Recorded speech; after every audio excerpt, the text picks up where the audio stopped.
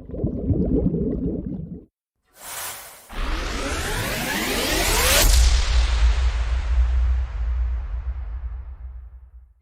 everybody, I'm John Becker here at Baldhead Realty, and this is my good friend and colleague in the war of real estate, Bryson Burt from Homestar Mortgage.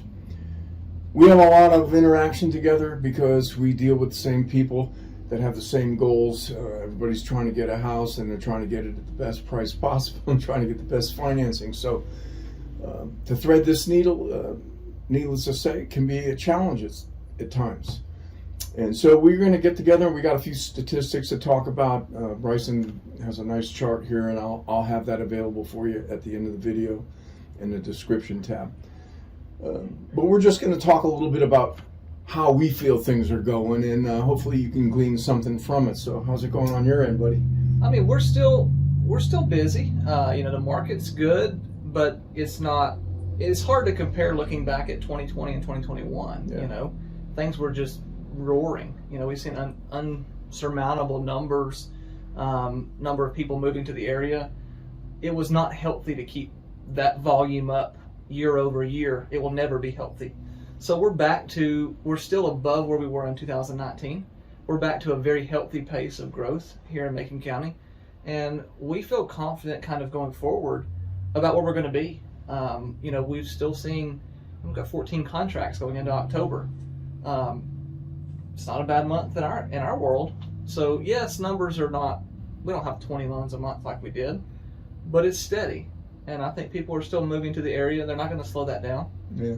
Supply and demand. I'll tell you what I've noticed, and when I go on a listing appointment, which I wish I had more right now. I mean, inventory is hard to find, and it's not just real estate. It's all across the board. Different businesses are having inventory issues. But I take statistics from January of last year till today, and then I do the same numbers the year before. Sure. And I'm always shocked because the numbers that we have this year are still beating last year's, and like you said, that was a forest fire business for that year. Yeah. And I don't really understand it, but I'm not going to argue with it. I like it. Like I said, if I had the inventory, I'd still be on fire. But the thing is, people see interest rates moving up and all that, and we understand that. I mean, interest rates move up. I mean, all of a sudden, you used to be able to qualify for a house here. It was easier. Now with the rates higher, depending on your job, your income, and all the different other things that you have to check, that can put you out for a while. It does. And so, my feeling is that, okay, so now that certain customer can't reach that qualification. So somewhere along the line, these people here that own these homes, that price is going to have to come down a little bit in order for them to get there. It is. And I think we're going to see some of that, and people are scared sometimes thinking, oh my gosh, my house isn't going to be worth all this money. And that's not what we're saying. The last 2 years we've seen people paying way over list price to get a property under contract. Way over list price. $90,000 was the most I've seen at one point. Yeah. So are those days still here? On occasion, yeah, but is every contract going over list price? No.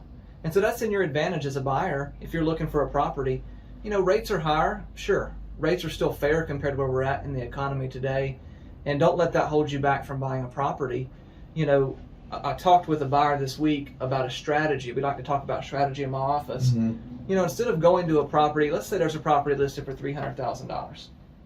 Instead of going to the seller and saying, or having your agent go to the listing agent and saying, hey John, we want to buy it for $295 because you want to get it for $5,000 less.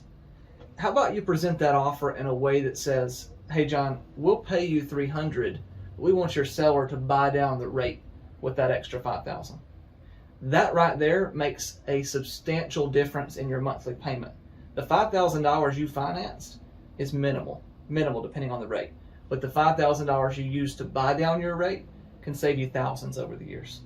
So there's ways to strategize and still be competitive and smart in this market, and get the most bang for your buck. Yeah. And those deals are happening every day. You just got to be making sure you're working with a smart agent, like John, that knows what they're doing. Make sure you're teamed up with a local lender that knows the market.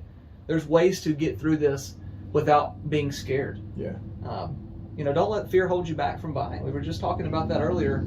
now's the time to buy. We're seeing a forecasted 25% appreciation in Macon County in the next 5 years. So your $300,000 house is worth, what is that, $375,000? Yeah, 5 years. In 5 years. And so where for most of us, saving $75,000 cash in the bank in 5 years isn't probably. Well, you're losing, to inflation. Yeah. You're losing 9% roughly right now. Yeah. And let's talk about rates for a second. The Federal Reserve, I watched the news this morning, for instance. You poor thing. I watched the news. and the reason I watched the news is the Fed is meeting this week. And Yeah. so we want to see, what does Good Morning America say about the Fed meet? And, they said the Fed's going to raise rates 75 to 100 basis points, and it's going to raise mortgage rates, 0.75% to 1%. It's just not true. Okay, that what the Fed does doesn't directly correlate to mortgage rates. Yes, there's an indirect correlation. Yes, it could affect mortgage rates. But what the Fed is trying to do is combat inflation. Inflation at 9% is not healthy. It's not good for our economy. We've seen it. We all feel, we feel it at the gas pump in the grocery store. Yeah, big time. So the faster we get inflation down, the better our interest rates will be. Rates follow inflation. We get inflation back down to 5%, we'll see mortgage rates drop. And it'll be better for you as a buyer, but don't hedge on those rates coming down and miss out on this appreciation we're talking about in the market. Right. So, right. Yeah, that's pretty amazing. And there's a lot of different views about the economy now and what you should and could be doing to insulate yourself against different things. But the hard part about inflation is it's just that your dollar is shrinking.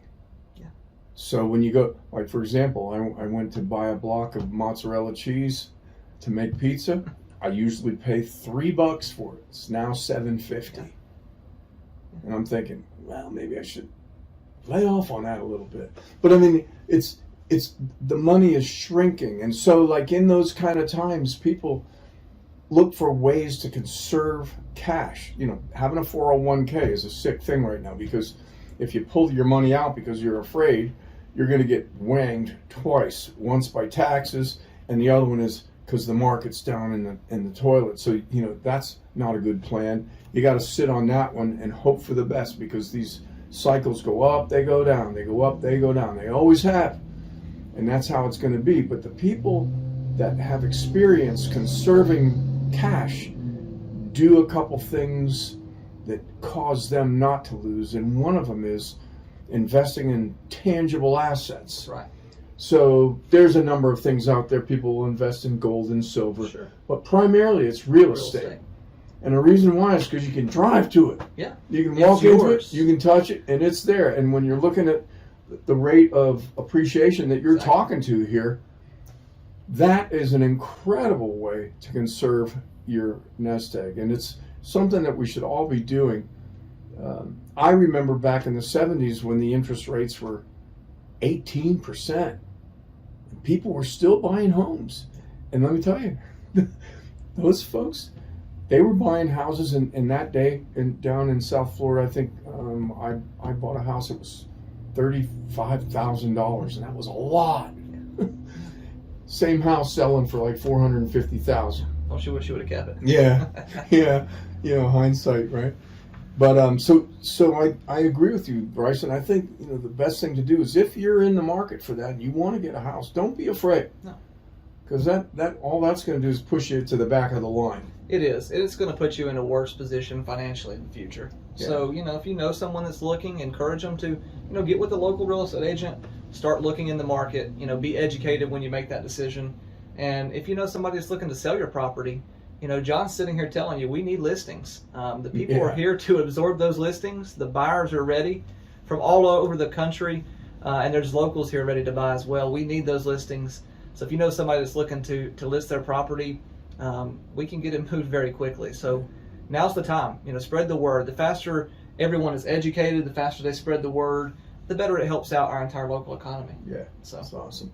Well, you're kind of a great example of what we're talking about, because a couple of years ago, Bryson bought a house, and this was before the big boom happened, and the house was pricey in that day. Today, that house probably go for $350,000 more than what he bought it for. in just what, 2.5 years? Yeah. I mean, he was in the right place at the right time, and no fear, had no fear at all. And so if it can happen to him, it can happen to any of you. And we just want to invite you to just don't have the fear. Just get out there, find what you want. Get with Bryson, get with me. We'll help you. We'll help you get there. I mean, you know, it's teamwork that makes the dream work. And so we're all just little integral parts of trying to help you get to where you need to be. But it's all about your future and your finances, and you can do that good when you have some good people helping you. Isn't that right? That's the biggest thing I would encourage, John, is finding the local agent, finding the local lender, you know, finding a local insurance agent. Those people make up our community. Yeah. You know, our dollars go back into the community. We know the market. We know everything that's happening here. And I can't tell you the number of deals we get from out-of-town agents or out-of-town lenders that come across our desk to fix. Yeah. They don't know this local market. The mountains are not easy to navigate. That's why we love it. Yeah. So, you know, Yeah. reach out to the local lenders. If it's not me, there's other local lenders here, but definitely give one of us a call, and we'll be glad to help you out. For Yeah, sure. good. And then this piece of information that Bryson put together, I'll have Bryson's phone number and his email address and everything on the screen at the end of the video.